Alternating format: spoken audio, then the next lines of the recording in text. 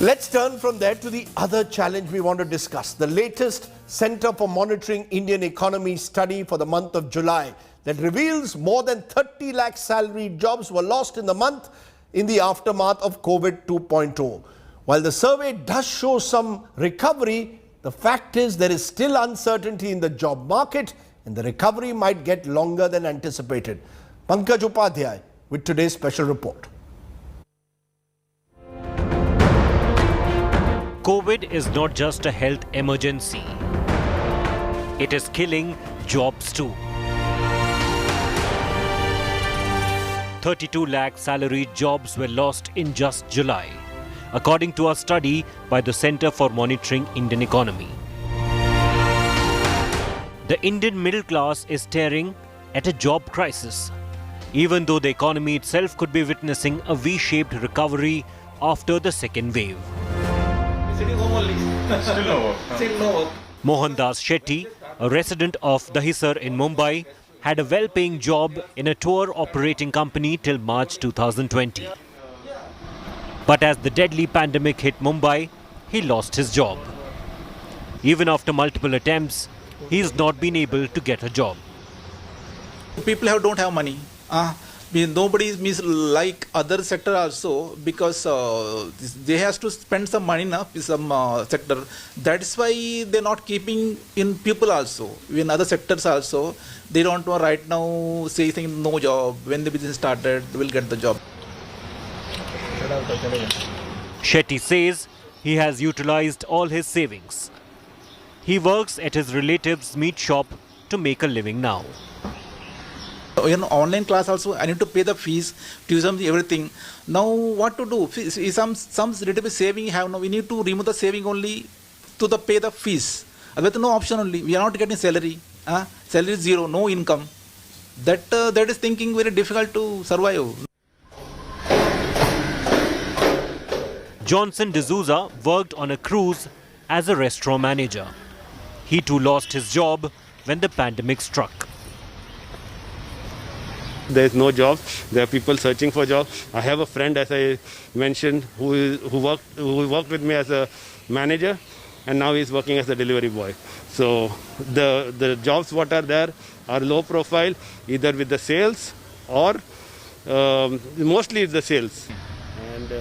Johnson, who hardly got 2 months to stay at home earlier, describes his current state as a forced holiday. This is the first time he has spent so much time at home in 20 years.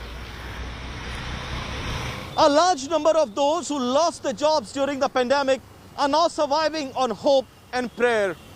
There is still an environment of uncertainty in the job market. And going by the personal experiences of people on ground zero, one can say there is still a long road to recovery.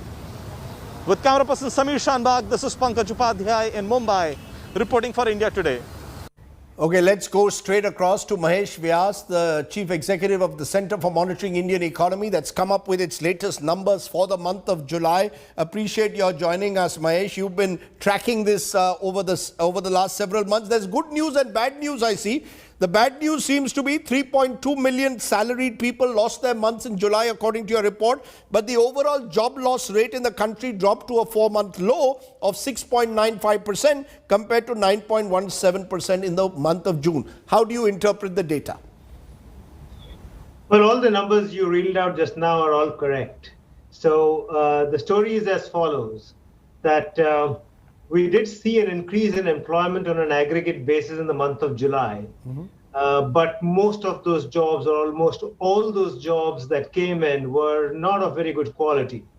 So with due respect to all kinds of labor, I would like to distinguish between good quality employment as against not so good quality employment. So what happened is, on an aggregate, we saw 16 million jobs come in July compared to June.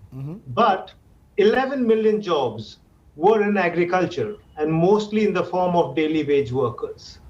And another 5 million jobs came in from the construction industry. So it is daily wage workers who are working on either construction sites or they are working on farms is the source of all the employment.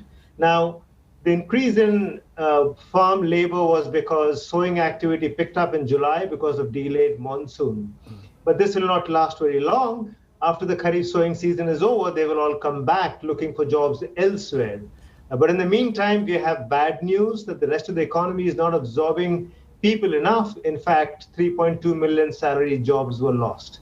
So informal, poor quality employment is increasing, but good quality salaried employment is declining. So are you telling me in a way that the aftermath of COVID 2.0, Mahesh Vyas, has hit middle class, middle incomes far more than even perhaps those at the so-called bottom of the pyramid, that's where the real hurt at the moment is taking place, middle class, middle income, salaried jobs being lost?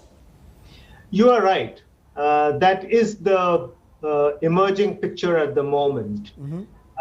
We can see that since pre-pandemic times, so you go back to 2019-20 and compare it since then. Since then, we see that approximately 9 million jobs are lost. So I'm saying pre-pandemic, 15 months or 16 months after we hit the pandemic, we're still seeing that compared to those times, we have 9 million jobs less. But 10 million salary jobs are lost. So you see, the problem is the job losses are largely, essentially of the middle classes, salary jobs, which we cherish so much. And it's difficult to get a salary job back. You can get a job that is of pushing a cart or doing some daily wage work, but getting a salary job is really very hard. But Mahesh, are we seeing, and I've asked you this before, a distinction, particularly in COVID times, between consumer-facing industries, particularly restaurants, hospitals, those in the service sector, versus, let's say, the IT sector, where we keep getting these reports of much higher salaries being offered, more jobs available to graduates from the IT sector. Are we seeing very sectoral divisions as well? Well, at least the macro picture from there is not very encouraging, Rajdeep, in the month of July. So as I said, that we saw 16 million jobs. They are mostly in construction and in agriculture.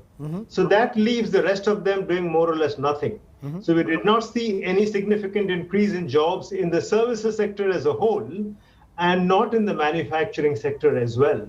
Both of them saw very negligible increases of 0.5 million or so, which can just go off in rounding errors. So the IT sector is adding jobs in the larger companies, but on an aggregate basis, the increases over there are not significant.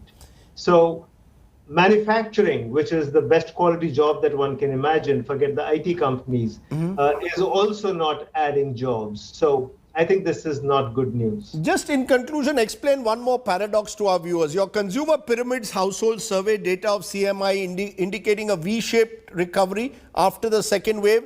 On the other hand, as you said, loss of salaried jobs. Are we seeing what some are calling jobless growth? Even if we are seeing growth, it's not growth that's adding jobs at the moment. So there is a V-shaped recovery in July. So the two most important or the most put out numbers by us, which is the labor statistics and the consumer sentiment statistics, tell us that compared to the recovery pattern in the first wave, the recovery pattern in the second wave is much quicker. So jobs came back quicker and even the sentiments bounced back quicker. But the quality underlying them is not very good. So I did say that we are seeing a V-shaped recovery because I was looking at the weekly numbers, which are showing an improvement in July. But as the month's numbers came out, it looked like it's not all that good. So even consumer sentiments, while those numbers are a V-shaped recovery, it's V-shaped to a very low base. Final question, do you see things getting better in the next 3 to 6 months, or do you believe we still are heading towards uncertain times on the job front?